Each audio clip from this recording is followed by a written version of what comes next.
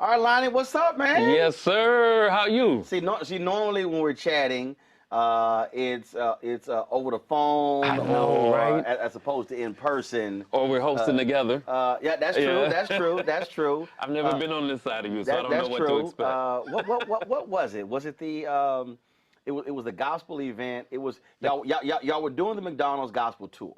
At But the Kennedy then Center. they did. It was at the Kennedy It Center. was at the Kennedy Center. And that was a trip because Congresswoman Sheila Jackson Lee. I ran to her at the Houston Texans game. I remember I busted her that night.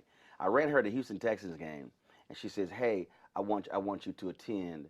I want you to do something to attend this gospel event we have in that Kennedy Center." I was like, "All right, no sweat." I just sends an email. And all of a sudden, I get to run a show. I was like, "I'm sorry." Oh, really? You didn't know? I was like, hold up. I said, I'm sorry, at what point did I agree?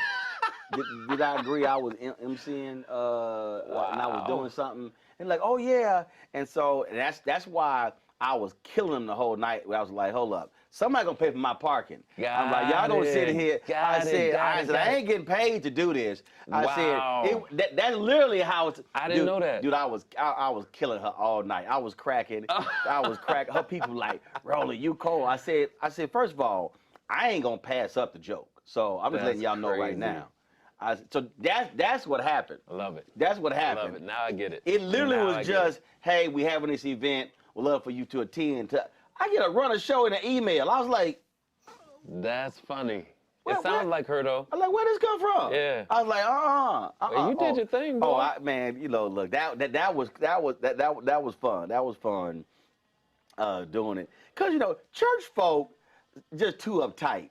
And I sometimes you just got to go ahead and just go in on church folk. That's why I host like I do, man. Man, just let's have a good time. Let's laugh. Let's joke. And it's ebbs and flows. You follow the spirit where it leads.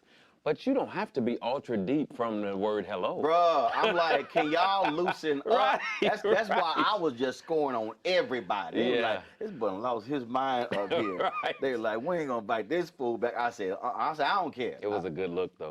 Oh yeah. And I mean, great talent, all of that. So this is the 15th year. 15th year, yeah. And so, how many years have you done it? 7.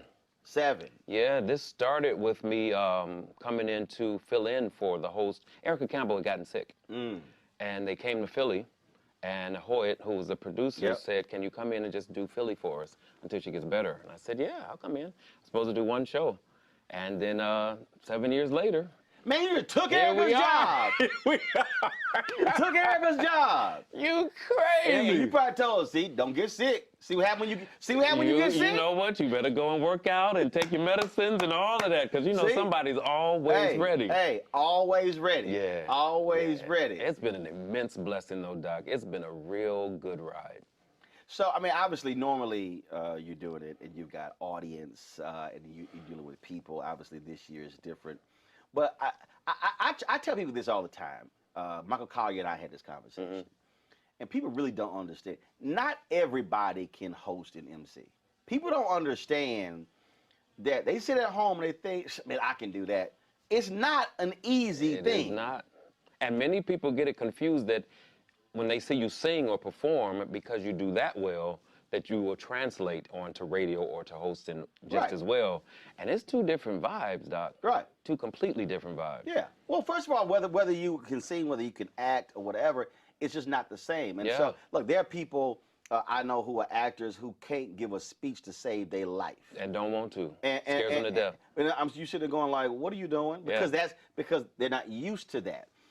Where others, some people can handle it. And so I just tell people all the time, and then you have the people who assume, and like, I'm sure you dealt with this, there are people who assume, well, now I don't know if Lonnie or Roland should host, let's get a comedian. Well, not every comedian can host. Right. See, that's the thing that people, you have to understand stuff crashes, you got to understand you got to stretch, you got to understand you got to be quick, you got to be able to quickly segue from one to the other, how to get in, how to get out.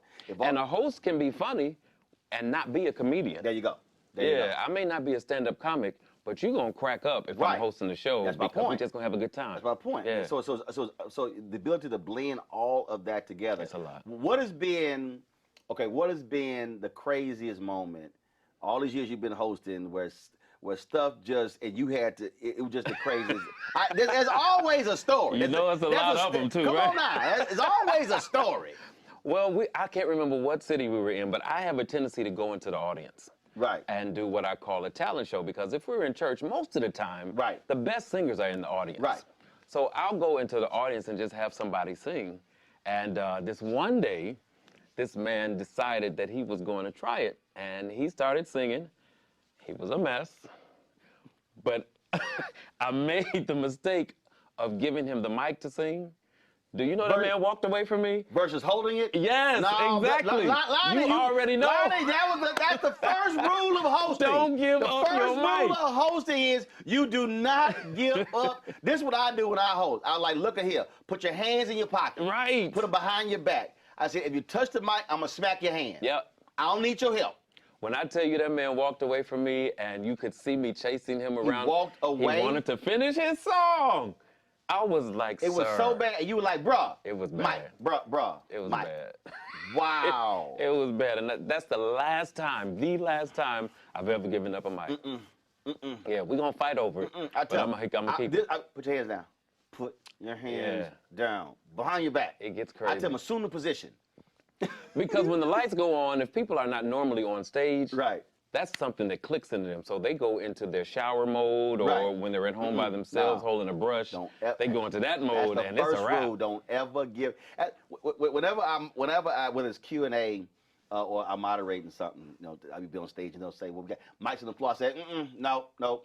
I said, "No, take the microphones away. I'm gonna walk around." Yeah. I said, "No, we ain't doing that." Otherwise, I said, it can be chaos. They're gonna be there 15 minutes. Nope, we ain't doing it. That is the truth. So, okay, did you ever have a moment where something happened when an artist and you had to stretch and I mean, something happened back, so not with the audience, but something happened with the production, and it was like, we don't know how long it's gonna take, so you got to go out there and keep this audience awake. Stretching for me is easier for me, especially in church, because you know you can just do church stuff. When you can walk out in the audience or ask somebody a question or that kind of thing, that's easy for me. Well, I like to make church folk uncomfortable. You know, I'm gonna talk about their hats. Yeah, that's the kind of stuff I'm talking about. I'm gonna sit here and write. And then sometimes we were at the MLK. It was 2018 MLK. It was the 50th anniversary commemoration of assassination. And so same thing. They were like, okay, the next speaker not here, so stretch. I was like, so Bishop Blake, they came in and seated. And I was sitting there and I was like, how many people with Bishop Blake? I'm looking at all these people who walk with Bishop Blake, and I was like, Bishop Blake, glad to see you. I said, but you got more people than Jesus had disciples. They were like, oh my God, he just said kind of stuff, because it's real. He just said that. I was like, what? They were like, Roland. I was like, I know that was Bishop Blake, but they got all like, you shouldn't. I don't understand that. Look, this is my plot. Everybody get hit. Especially if you're in the first 5 rows. Everybody get hit. And I can see you. Everybody get hit. Your titles, this is my philosophy with the MC. Tell me, do you handle this? When you the MC, everybody, no title, don't matter what your title is, you might get hit. It's fair game. It is fair game. And you get your best material from the audience. So, okay, all right. So give me an example of a prominent person who you just scored on and just had them cracking up laughing. It had to have been Patty. Oh, okay. And this was during the years when she had the high hair, iron hair. Right. Yeah, so she came in. She had them plates shooting out of her head. Yeah. She came in and they set her in the front, and I was like, now can't nobody else in this room see now, right? So it's just me and you in here right now, because can't nobody else see around nothing you got on your head. Patty hollered. She hollered. But people love that kind of stuff. It's real. Right. But you know what? It's always the organizers of stuff. That's them. Like, I did an event during CBC, and they left the awards. Why? I don't know, the awards didn't arrive in time. Oh, they left the actual The statues, actual you mean? Oh, okay, awards. gotcha. Fair game to me. I was like, because Mike explained to me how we got an awards program. Well, We ain't no. got no awards. I was like, really? And then wait a minute. It was the Detroit event. I said, so we got all these automaker companies. Could nobody drive the awards from Detroit? Dog, I am killing them. Killing them. I'm talking about, but killing them. The audience is just ruined. Yeah. We had a break, go back in the break. The guy, the organizer, he's like, well, okay, could we not mention the fact that, that we forgot the awards? I was like, And went right out there and did it. went right back out and said, let me tell y'all what they just told me in the back. I can't get away with that. I cannot. You have a different level. Wait a minute. They had these blinged out lanyards. They were real flashy. I was like, hey, bring me 5 of them lanyards. These are gonna be the awards for the night. I said, I'm gonna put it on each one to honor it, bruh. Look, but see, that's a radio thing. You go with the bit. It is, yeah, absolutely. And see, most people don't understand Absolutely. that. But in radio, when something happens, you got a co-host, whatever, you're like, yo, you gotta go with the bit. Like you can't get, no, Lonnie, I didn't do that. Fool, go with the bit. The whole point is the bit is for the audience. And especially when it's live radio, you can't clean it up. It's out there. The best thing to do, because your audience knows when you're trying to clean something else up, or when something needs to be cleaned up. Just like I hate when people walk out on stage and whisper to me, as if nobody else sees you walk out here and whisper something to me. Just tell me what you want to know. It's not a secret. See, clearly, I'm gonna turn around and say what you just said. Right, precisely. To the audience. Right. And see me, I'll be like, you couldn't send a text? Right, right. I got my phone. As a matter of fact, you say it. Just tell them what you want to know. You couldn't send a text. Now the church people do this all the time. They pass more notes, and I'm like, if y'all pass me one more note, I'm like, somebody should have taken care of this early in the script. Right. Stop passing these notes up here. I'm just gonna start just making up stuff that's on the notes. I did that one time. I just started making up like, y'all, they just passed me another note. I just started making up stuff. So you just started lying. Yeah, I thought. I'm through with you. Roland said, I'm in the church and I'ma just start lying. Dude, just like y'all want to keep passing me notes? All right. I love it. I'ma just say, well, I did. Okay, the one that I did lie this one dinner, cause you know black people love shout outs. Yeah. Black people love shout outs. I know they do. Lonnie, when you go shout my mama out. Absolutely. Shouting your mama out? Why am I? Right. Like really? So man. So we're doing this dinner. Dude sent me a text. He said, man, let you know I'm here. And again, for me, it's a bit. Everything is a bit. So I just said, I was like, you know what, black people. I said, everybody want to shout out. I said, I have a phone like, so-and-so just sent me a text. They here. Oh, you read that in the mic? Yes. So then there were other people who were in the audience who were here. I was like, well, so-and-so we this doing company. I said, they here too.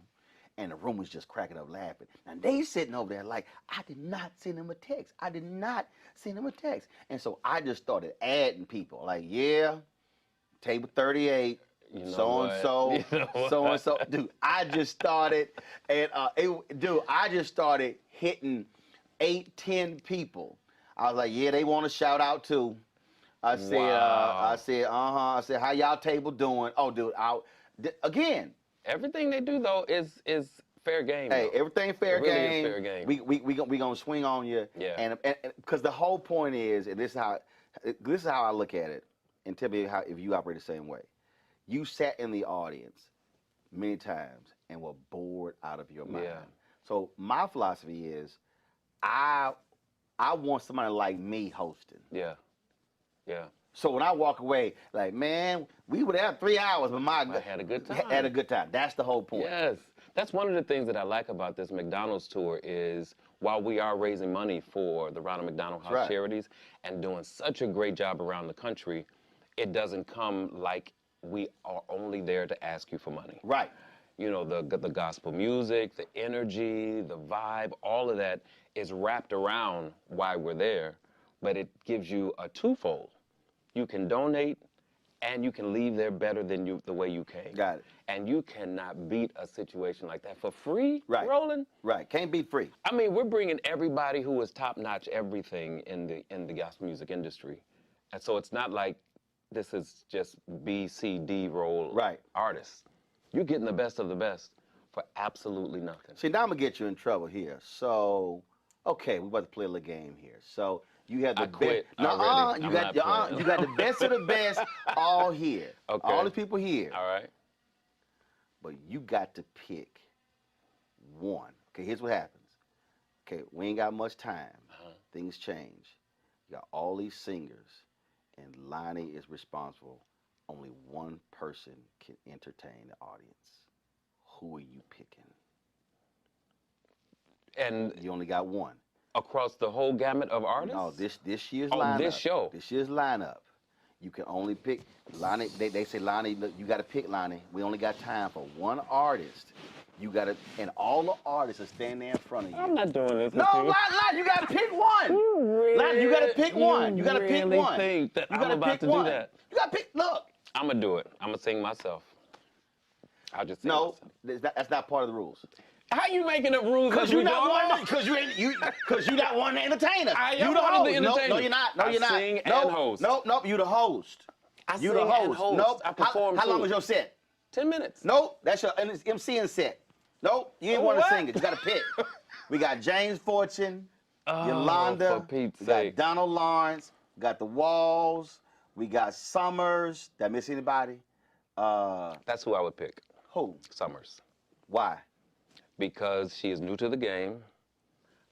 She has a bigger passion for what's happening right now because of her win from Sunday Best. Right. And the rest of them don't have anything to prove. So let her do and get more acclimated to, and get people acclimated to her. They can see another side of her. They know everybody else. Mm-hmm. So just let her do it. Done. Don't tell me I didn't get out of that. Yeah. Don't tell me I didn't get out of that. He's like, oh, I'm glad he brought her name up. I'm glad you mentioned it. I'm glad he mentioned her name. You gave me the out, baby.